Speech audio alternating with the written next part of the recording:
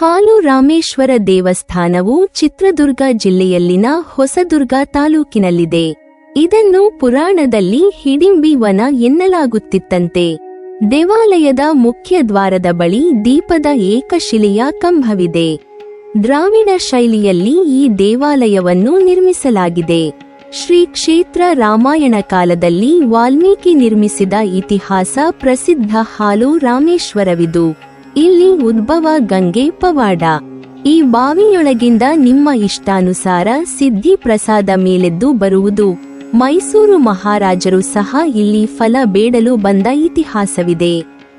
ವಾಲ್ಮೀಕಿ ಮಹರ್ಷಿ ಪತ್ನಿ ಸುದತಿದೇವಿ ಕಾಶಿಯಲ್ಲಿ ಗಂಗೆಗೆ ಬಾಗಿನ ರೂಪದಲ್ಲಿ ಸಮರ್ಪಿಸಿದ ವಜ್ರಖಚಿತ ಕಡಗ ಈ ಊರಿನ ಹುತ್ತದಲ್ಲಿ ದೊರಕಿದಾಗ ಅಲ್ಲಿ ಗಂಗೋದ್ಭವವೂ ಆಯಿತು ಎಂಬ ನಂಬಿಕೆ ಪ್ರಚಲಿತದಲ್ಲಿದೆ. ಈ ವಿಷಯ ತಿಳಿದ ವಾಲ್ಮೀಕಿ ಮಹರ್ಷಿಗಳು ಇಲ್ಲಿಯೇ ನೆಲೆ ನಿಂತು ಬರುವ ಭಕ್ತರ ಅದೃಷ್ಟಾನುಸಾರ ಬೇಡಿದ ಪ್ರಸಾದ ನೀಡೆಂದು ಗಂಗೆಗೆ ತಿಳಿಸಿ ಗಂಗಾಮಾತೆಯ ವಿಗ್ರಹ ಪ್ರತಿಷ್ಠಾಪಿಸಿ ರಾಮೇಶ್ವರದತ್ತ ಹೊರಟರು. ಆಗ ಹಾಲಿನ ಬಣ್ಣದ ನೀರು ಉದ್ಭವಿಸಿದ ಈ ಕ್ಷೇತ್ರಕ್ಕೆ ತಾವು ಹೊರಟಿದ್ದ ರಾಮೇಶ್ವರದ ಹೆಸರು ಸೇರಿಸಿ ಹಾಲು ರಾಮೇಶ್ವರ ಎಂದು ನಾಮಕರಣ ಮಾಡಿದರು ಎನ್ನುತ್ತಾರೆ. ಆ ಕ್ಷೇತ್ರದಲ್ಲಿ ಗಂಗೆ ಆವಿರ್ಭವಿಸಲು ಕಾರಣರಾದ ವಾಲ್ಮೀಕಿ ಮಹರ್ಷಿಗಳ ಪತ್ನಿ ಸುದತಿದೇವಿಯವರ ವಿಗ್ರಹವೂ ಇದೆ. ಜನರು ಆ ದೇವಾಲಯಕ್ಕೆ ಬಂದು ಸ್ನಾನ ಮಾಡಿ ಆ ನಂತರ ಗಂಗೆಯ ಹೊಳೆಗೆ ಹೋಗಿ ಪೂಜೆ ಮಾಡಬೇಕು. ಅಲ್ಲಿ ಅಪ್ಪಣೆಗೆ ಕೂರಬೇಕು.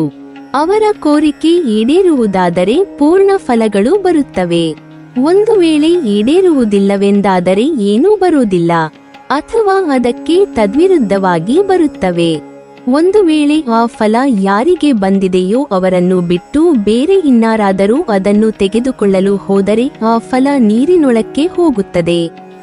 ಶ್ರೀ ಕ್ಷೇತ್ರ ಹಾಲು ರಾಮೇಶ್ವರ ದಕ್ಷಿಣ ಕಾಶಿ ಎಂದೇ ಖ್ಯಾತವಾದ ಪವಿತ್ರ ಪುಣ್ಯಕ್ಷೇತ್ರ. ನೀರಗುಡ್ಡ, ಕೋಟೆಕಲ್ಲು ಗುಡ್ಡ, ದೊಡ್ಡರಸಿಗುಡ್ಡ, ತಿರುಮಲ ದೇವರ ಗುಡ್ಡ ಮತ್ತು ಹಾಲುರಾಮೇಶ್ವರ ಗುಡ್ಡಗಳನ್ನು ಹೊಂದಿರುವ ಹೊಸದುರ್ಗದ ಬೆಟ್ಟ ಶ್ರೇಣಿಗಳಲ್ಲಿ 1181 ಮೀಟರ್ ಎತ್ತರವಿರುವ ಹಾಲುರಾಮೇಶ್ವರ. ಹಾಲು ರಾಮೇಶ್ವರ ತನ್ನಲ್ಲಿರುವ ವಿಶೇಷತೆಯಿಂದ ಭಕ್ತರನ್ನು ಸೆಳೆಯುತ್ತಿದೆ. ಇಲ್ಲಿ ಗಂಗಾ, ಯಮುನಾ ಹಾಗೂ ಸರಸ್ವತಿ ಎಂಬ 3 ಕೊಳಗಳಿವೆ. ಗಂಗಾ ಕೊಳದ ಮೇಲೆ ವಾಲ್ಮೀಕಿ ಮಹರ್ಷಿ ಪ್ರತಿಷ್ಠಾಪಿತ ಗಂಗಾಮಾತೆಯ ವಿಗ್ರಹವಿದೆ. ಇಲ್ಲಿ ಗಂಗಾಮಾತೆಯ ಪೂಜೆ ಮಾಡುವ ಭಕ್ತರು ಕೊಳದ 4 ಕಡೆ ಕುಳಿತು ತಮ್ಮ ಬಯಕೆ ಈಡೇರುತ್ತದೆಯೋ ಇಲ್ಲವೋ ಎಂದು ಕೇಳುತ್ತಾರೆ. ಮನದ ಬಯಕೆ ಈಡೇರುವುದಾದರೆ ಅವರಿಗೆ ಶುಭ ಸಂಕೇತವಾದ ಬಿಲ್ವಪತ್ರೆ, ಅರಿಶಿನ ಕುಂಕುಮ, ಬಳೆ ಬಿಚ್ಚೋಲೆ, ಅಡಿಕೆ, ಹೊಂಬಾಳೆ, ಸಿಹಿ, ಫಲಪುಷ್ಪ, ತಾಂಬೂಲ ಇತ್ಯಾದಿ ಬರುತ್ತದೆ. ಕೆಲಸ ಆಗುವುದಿಲ್ಲವೆಂದರೆ ಅಶುಭ ಸೂಚನೆಗಳಾದ ಒಡೆದ ಬಳೆಚೂರು, ಎಳ್ಳು, ಥಾಲಿಕೋಡ, ಚಿಪ್ಪು ದರ್ಬೆ ಬರುವುದೂ ಉಂಟು. ಕೆಲವರು ಎಷ್ಟು ಹೊತ್ತು ಕಾದರೂ ಏನೂ ಬರುವುದಿಲ್ಲ.